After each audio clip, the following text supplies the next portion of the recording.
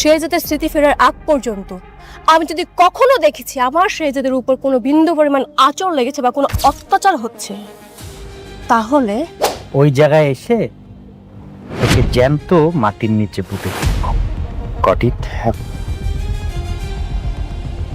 বুঝতে পেরেছি। স্যার, আপনি আমার ধরছেন বুঝলাম, ঠিক আছে, কিন্তু যারা ওই মেয়েটারে ডিস্টার্ব করতেছিল একবারে ছেড়ে দিলেন কেন? ওদের আমার দরকার না, আমার দরকার আপনাকে। মানে বুঝলাম না, আপনারা কারা? কোন থানার পুলিশ আপনারা? থানায় চলেন, তখনই বুঝতে পারবেন কোন থানা আমরা। ড্রাইভার, ডানে ফ্লাইওভার ধরে চলো। ভাই গাড়ি থামান, গাড়ি থামান, আমি আপনাদের সাথে যাবো না। গাড়ি থামান, ড্রাইভার সাহেব, গাড়ি থামান বলতেছি। ভাই ছাড়েন। মানে আমি এই বিয়ে করছি না, আপনি আমাকে ধোকা দিয়েছেন, আমি এই বিয়ে করবো না, আপনারা আসতে পারেন। দেখো ফাতেমা, ধোকা তো তখন হতো যদি আমার উদ্দেশ্য খারাপ থাকতো।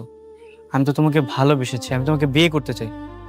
হয়তোবা আমার রাস্তা ভুল ছিল, কিন্তু আমার উদ্দেশ্য ঠিক ছিল।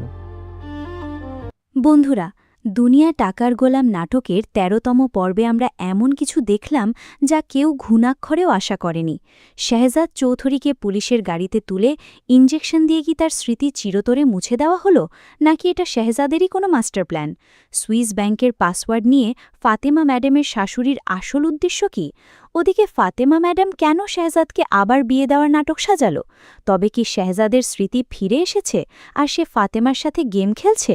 সব প্রশ্নের উত্তর আর দুর্দান্ত কিছু প্রেডিকশন নিয়ে আজকের রিভিউতে হাজির হয়েছি।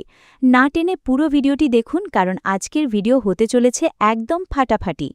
হ্যালো বন্ধুরা, কেমন আছেন সবাই? আশা করি সবাই অনেক অনেক ভালো আছেন। দুনিয়া টাকার গোলাম নাটকের ১৩তম এপিসোড ছিল রীতিমতো সাসপেন্স আর থ্রিলারে ভরপুর। এই এপিসোডে আমরা দেখেছি গল্প কিভাবে এক মুহূর্তের মধ্যে মোড় পাল্টে ফেলে।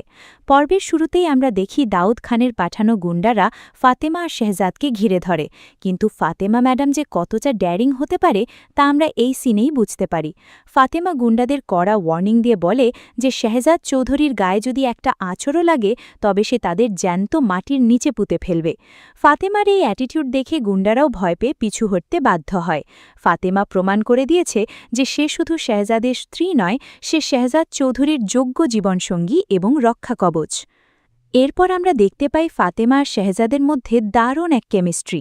শেহজাদ যখন তার আগের স্ত্রীর কথা ফাতেমাকে জানায়, তখন ফাতেমা কিছুটা ইমোশনাল হলেও ওপর দিয়ে কড়া ভাব বজায় রাখে। শেহজাদকে নিচে ফ্লোরে ঘুমোতে দিলেও মাঝরাতে মাঝি নিজেই শেহজাদের দিকে খেয়াল রাখে, তার গায়ে হাত বুলিয়ে দেয়। পরদিন সকালে ফাতেমা আবার তার সেই রুক্ষ ম্যাডাম রূপে ফিরে আসে এবং ময়লা গ্লাসে পানি দেওয়ার অজুহাতে শেহজাদকে বকাঝকা করে। এই যে দুজনের মধ্যে একটা টম এন্ড জেরি সম্পর্ক, একদিকে ম্যাডাম চাকর আরেকদিকে স্বামী স্ত্রী, এটা দর্শকদের দারুণ এন্টারটেইন করছে। কিন্তু নাটকের আসল টুইস্ট শুরু হয় যখন ফাতেমা আর শেহজাদ সাইকেলে করে বাজারে যায়। বাজারে শেহজাদকে একজন সাধারণ কাজের ছেলে ভেবে দোকানদাররা অপমান করে। ফাতেমা এর প্রতিবাদ করতে গেলে পরিস্থিতি উত্তপ্ত হয়। ঠিক তখনই সেখানে কিছু বখাটে ছেলে এসে ফাতেমাকে ইভ টিজিং করা শুরু করে। শেহজাদ তার রাগের মাথায় বখাটেদের সাথে মারামারিতে জড়িয়ে পড়ে। এমন সময় সেখানে হঠাৎ করে পুলিশের এন্ট্রি হয়, কিন্তু অবাক করার বিষয় হল পুলিশ এসে বখাটেদের কিছু না বলে উল্টো শেহজাদকেই অ্যারেস্ট করে বসে। শেহজাদ যখন পুলিশকে প্রশ্ন করে যে কেন বখাটেদের ছেলে দিয়ে তাকে ধরা হলো, তখন পুলিশের সেই অফিসার একটি চাঞ্চল্যকর কথা বলে। সে জানায় তার ওই বখাটেদের দরকার নেই, তার দরকার শেহজাদকে। এরপর পুলিশ শেহজাদকে তাদের গাড়িতে তুলে নেয়। গাড়ির ভেতরে আগে থেকেই একজন ডাক্তার বসেছিল। শেহজাদের ঘাড়ে জোর করে একটি ইঞ্জেকশন পুশ করা হয় এবং শেহজাদ জ্ঞান হারিয়ে ফেলে। এই দৃশ্যটি দেখে আমাদের সবার মনেই একটা বড় প্রশ্ন জেগেছে, এই ইঞ্জেকশনটা কিসের ছিল? এটা কি দাউদ খানের কোনো প্ল্যান? শেহজাদের স্মৃতি কি পুরোপুরি মুছে ফেলার চেষ্টা করা হলো? অন্যদিকে আমরা দেখতে পাই শেহজাদের সুইস ব্যাংকের অ্যাকাউন্ট নিয়ে এক বিশাল রহস্য।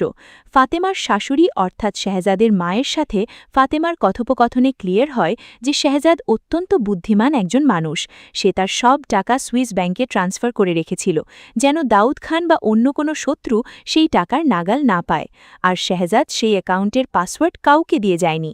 ফাতেমার শাশুড়ি ফাতেমাকে বলে যে শেহজাদের স্মৃতি ফিরে আসাটা খুব জরুরি, কারণ সুইস ব্যাংকের পাসওয়ার্ড শেহজাদ ছাড়া আর কেউ জানে না। আর এই স্মৃতি ফেরানোর জন্যই ফাতেমা সাজায় এক অদ্ভুত নাটক। শেহজাদকে সুন্দর করে সাজিয়ে বিয়ের আসরে নিয়ে আসা হয়। ফাতেমা অন্য একটি মেয়ের সাথে শেহজাদের বিয়ে ঠিক করে, কিন্তু শেহজাদ সোজাসাপটা জানিয়ে দেয় যে সে এই বিয়ে করবে না, কারণ সে ফাতেমাকে ভালোবাসে।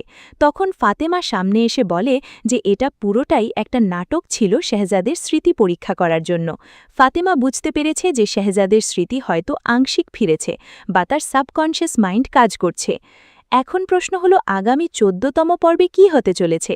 আমার প্রেডিকশন হলো পুলিশের গাড়িতে শেহজাদকে যে ইনজেকশনটা দেওয়া হয়েছিল সেটা হয়তো শেহজাদের স্মৃতি মুছে ফেলার কোনো ইনজেকশন ছিল না। হতে পারে ওই ডাক্তারকে শেহজাদেরই কোনো বিশ্বস্ত লোক প্ল্যান্ট করেছিল যাতে শেহজাদকে দাউদ খানের হাত থেকে বাঁচানো যায়। অথবা এমনও হতে পারে যে ওই ইনজেকশনের রিয়াকশনে শেহজাদের পুরনো স্মৃতি পুরোপুরি ফিরে আসবে। দ্বিতীয়ত, শেহজাদ চৌধুরী হয়তো তার স্মৃতি ফিরে পেয়েছে, কিন্তু সে ইচ্ছে করেই সবার সামনে নাটক করছে। সে দেখতে চাইছে তার আসল শত্রু কে আর আসল মিত্র কে। শেহজাদ হয়তো বুঝতে পেরেছে যে দাউদ খান ছাড়াও তার আশেপাশে এমন কেউ আছে যে তার ক্ষতি চায়। সে নিজেকে বোকা সাজিয়ে শত্রুদের চালগুলো বোঝার চেষ্টা করছে। তৃতীয় প্রেডিকশন হল ফাতেমা আর শেহজাদ খুব শীঘ্রই এক হয়ে দাউদ খানের সাম্রাজ্য গুড়িয়ে দেবে। সুইস ব্যাংকের পাসওয়ার্ড নিয়ে যে রহস্য তৈরি হয়েছে সেটা শেহজাদ হয়তো খুব স্পেশাল কোনো কারণে লুকিয়ে রেখেছে। আগামী পর্বে আমরা দেখতে পাব দাউদ খান শেহজাদকে মারার জন্য আরও বড় কোনো ফাঁদ পাতবে, কিন্তু শেহজাদ তার পুরনো রূপে ফিরে এসে সবাইকে চমকে দেবে। শেহজাদ চৌধুরী যখন তার আসল পাওয়ার নিয়ে ফিরে আসবে তখন দাউদ খানের অবস্থা দেখার মতো হবে। বন্ধুরা, আপনাদের কি মনে হয় শেহজাদ কি সত্যিই তার স্মৃতি ফিরে পেয়েছে? ফাতেমার এই বিয়ের নাটক করার পেছনে কি অন্য কোনো কারণ আছে? আপনাদের মূল্যবান মতামত অবশ্যই কমেন্ট বক্সে জানাবেন। ভিডিওটি ভালো লাগলে একটি লাইক দিন এবং এমন সব এক্সাইটিং রিভিউ আর প্রেডিকশন পেতে আমাদের চ্যানেলটি সাবস্ক্রাইব করে বেল আইকনটি বাজিয়ে দিন। দেখা হবে পরবর্তী ভিডিওতে। ততক্ষণের জন্য ভালো থাকবেন, সুস্থ থাকবেন।